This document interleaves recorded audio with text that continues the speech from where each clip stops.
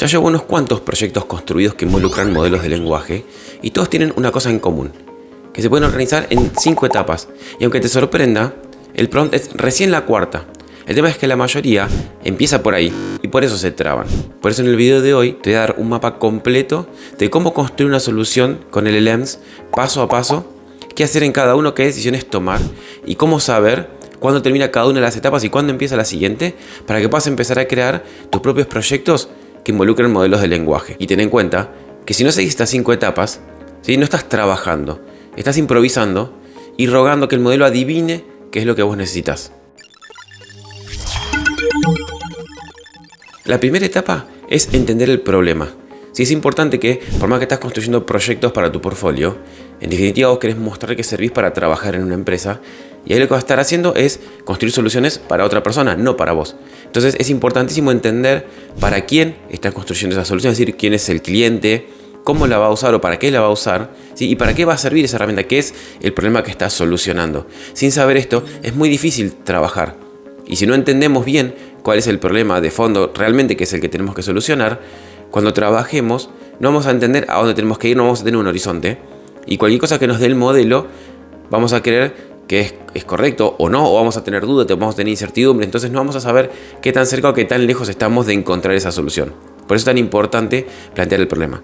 Si quieres saber un poquito más de ese tema, yo hice un video donde explico en detalle la importancia de entender y enmarcar bien el problema, ¿sí?, y de cómo tenés que hacer para plantearlo correctamente y ya establecer el proyecto en unas buenas bases, si bien seguro de qué es lo que tenés que hacer. Y acá también no es solamente enmarcar el problema para saber qué tenés que hacer, sino para poder distinguir el problema real del problema que crees que tenés. Porque muchas veces, por ahí cuando uno está haciendo proyecto propio, no se ve tanto, pero cuando uno está ya trabajando en una empresa, el cliente viene con lo que cree que es el problema, que en realidad no es el problema real. Entonces, entender bien esto también nos ayuda a no salir a resolver en otra dirección, ¿sí? Y en el caso nuestro, o en el caso de ustedes cuando estén creando sus proyectos, entender bien esto lo que va a hacer es definir bien si realmente ese problema requiere un modelo de lenguaje para resolver o no. Por ahí no lo requiere, o incluso ni siquiera requiere utilizar un modelo de Machine Learning. Y entonces es importante entender bien el problema. La segunda etapa es definir el éxito, ¿no? ¿Qué significa que nuestra solución o nuestra herramienta funcione? Porque si no sabemos cómo medir esto, cómo categorizar esto, es muy difícil decir que la solución que nosotros encontramos funciona bien o no, o qué tan cerca o qué tan lejos estamos de esa solución. Entonces es importantísimo tener bien definido esto, ¿sí?, medir cuál va a ser nuestro criterio de éxito, nuestro criterio de que la herramienta funciona bien. ¿Sí? Para eso tenemos que definir ciertas métricas, ver qué métricas podemos usar, que muchas veces uno tiende a usar métricas de modelo, pero en muchos casos uno define más métricas de negocio. Por ejemplo, no sé cuántos problemas resuelve, cuántas facturas clasifica bien por hora o detecta bien, o cuántos tickets resuelve, o cuántas salidas genera de forma correcta, ¿sí? Este tipo, o cuánto tarda por respuesta. Todas estas métricas, ¿sí?, son las que nos van a ayudar a definir el éxito de nuestra herramienta, y muchas veces esto se define en el caso de trabajar en una empresa con cliente, pero bueno, en el caso de crear un proyecto lo podemos definir nosotros, pero es importante hacerlo porque eso va a determinar, ¿sí?, qué tan cerca o qué tan lejos estamos de encontrar la solución, y también nos va a definir un poco el camino o la dirección en la que tenemos que ir para encontrar esta solución, porque si no sabemos qué es lo que estamos midiendo, difícilmente tengamos la dirección hacia dónde tenemos que ir. Porque como les dije hoy al principio, si no tenemos esta definición, no estamos trabajando, estamos tratando de adivinar y confiar en nuestra intuición. Si nosotros definimos bien un criterio, podemos tener 2 respuestas o 2 salidas, ¿sí?, y saber cuál es mejor que la otra de forma más objetiva y más fundamentada. Entonces, por eso es importante. La tercera etapa es darle al modelo lo que no sabe. Y esta parte es clave, porque los modelos de lenguaje son súper potentes, tienen miles de millones de parámetros, le podemos preguntar lo que sea y nos responde un montón de palabras, pero en realidad, cuando nosotros estamos utilizándolo para resolver un problema, en realidad el modelo, por más sofisticado que sea y que sepa de todo, no conoce nuestro problema, no conoce nuestros datos, nuestro contexto, nuestra información de la empresa o del proyecto que estamos tratando de resolver. Entonces, cuando le hagamos una pregunta o le enviemos un prompt para que nos responda, esa respuesta puede ser que tenga alguna idea, porque los modelos son bastante sofisticados, pero al no conocer nuestro contexto va a ser una respuesta, en el mejor de los casos, generalista, ¿sí? Si tenemos mucha suerte, por ahí nos dice: no tengo información suficiente para darte una respuesta al respecto, pero por lo general nos va a intentar dar una respuesta para complacernos, y esa respuesta va a ser genérica. Entonces es importantísimo darle toda esta información al modelo, ya sea a través de un contexto en el prompt, a través de documentos que va a ingestar, y después nosotros los vamos a tomar con técnicas como por ejemplo el RAG, ¿sí? O datos de forma tabular que los va a usar para consultar, o una base de datos SQL, distintos orígenes de datos, pero al igual que con los modelos de Machine Learning, acá le tenemos que dar datos para que el modelo trabaje. No vamos a entrenar modelos, porque los modelos de lenguaje son muy sofisticados y entrenarlos es muy costoso, incluso hacerle un fine tuning.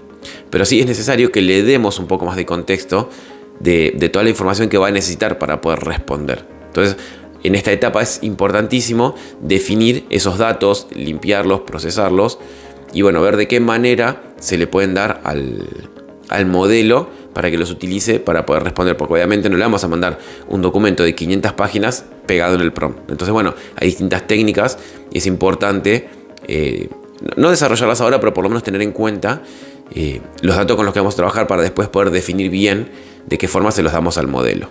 Y hablando de saber y de conocimiento, si querés saber más sobre cómo crear soluciones con criterio profesional, ya sea de Machine Learning clásico o con modelos de lenguaje, suscríbete al canal y activa las notificaciones, que voy a seguir subiendo contenido periódicamente para ayudarte a pensar mejor y a tomar decisiones con más criterio para crear soluciones de inteligencia artificial de forma más profesional y dejar de pensar como alumno que estamos resolviendo problemas en un curso.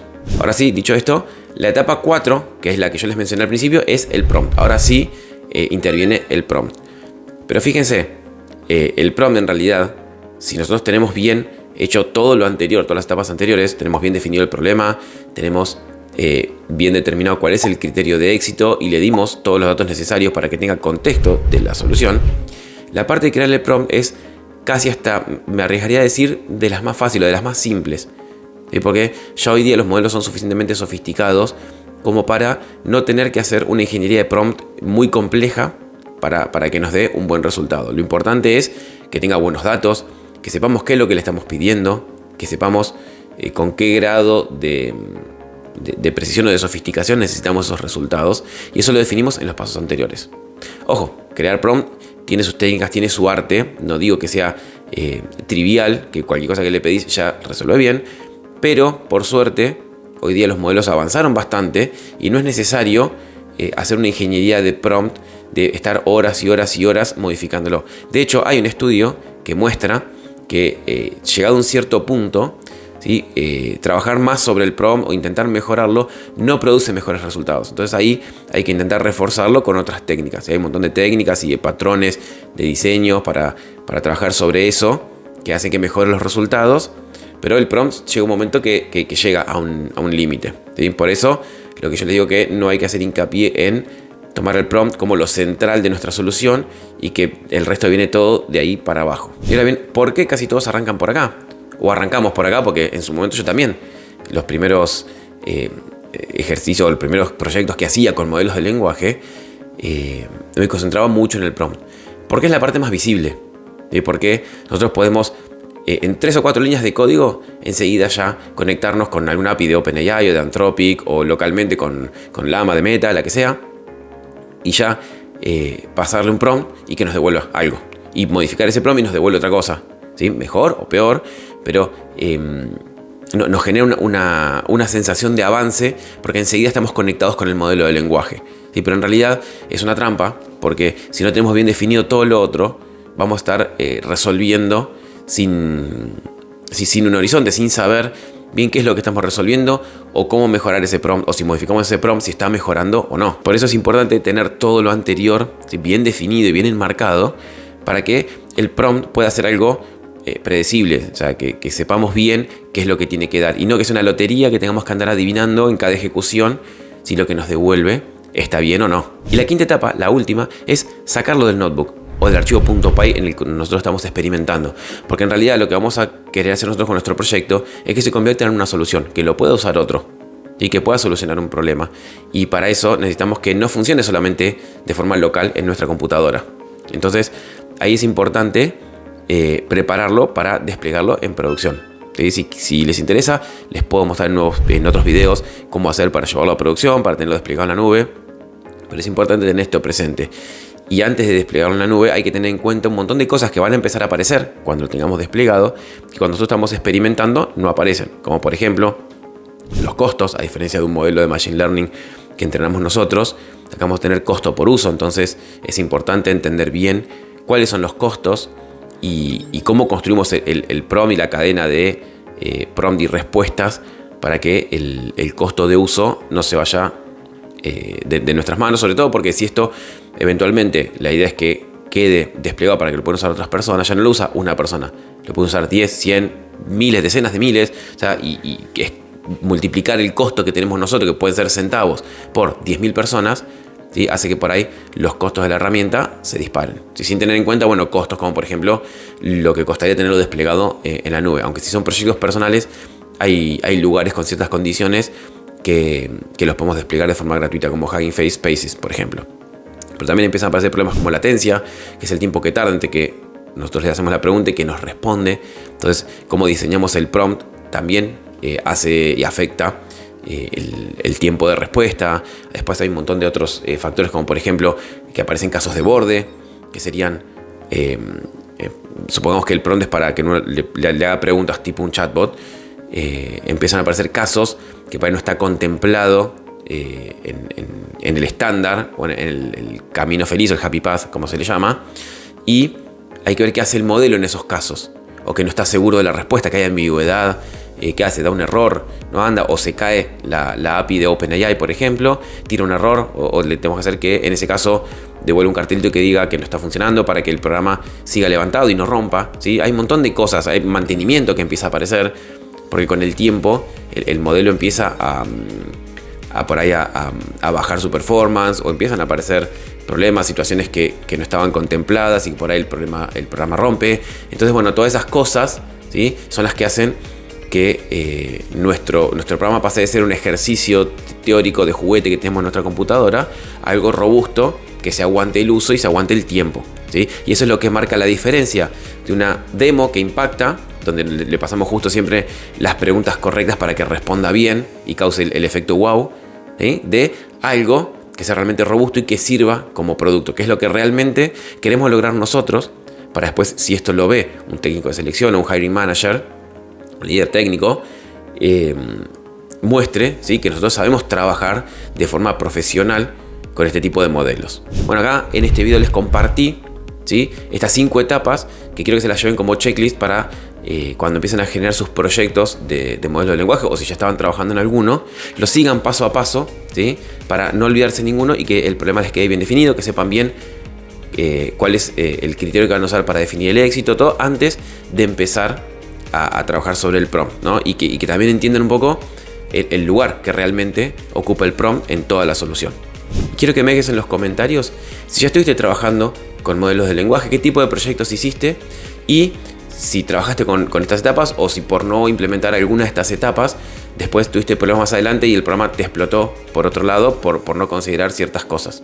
Y recuerda suscribirte, que voy a seguir subiendo videos de cómo crear soluciones con modelos de lenguaje de forma profesional, para empezar a pensar como profesional y dejar de pensar como alumno. Nos vemos la próxima. Chao.